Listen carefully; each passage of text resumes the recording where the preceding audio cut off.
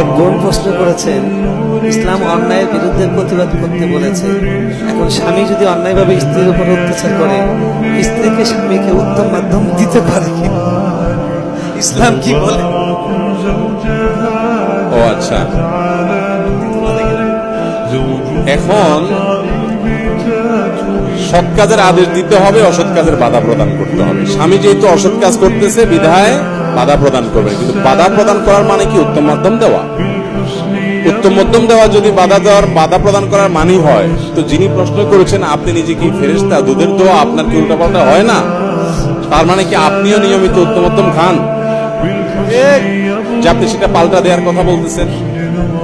আর এই উত্তম মধ্যম দেওয়ার পরে এরপরে উত্তম মধ্যম না হইয়া উত্তম উত্তম যে পড়বে না, সেটা আপনি কিভাবে নিশ্চিত হলেন? যাই হোক, স্বামী স্ত্রী তারা একে অন্যের পরিপূরক, একে অন্যের সহায়ক। স্ত্রী কোনো অন্যায় করলে স্বামী যেমন তাকে নাসিহা করবেন, উপদেশ দিবেন, নিষেধ করবেন, স্বামী কোনো অন্যায় করলে স্ত্রীও নিষেধ করবেন।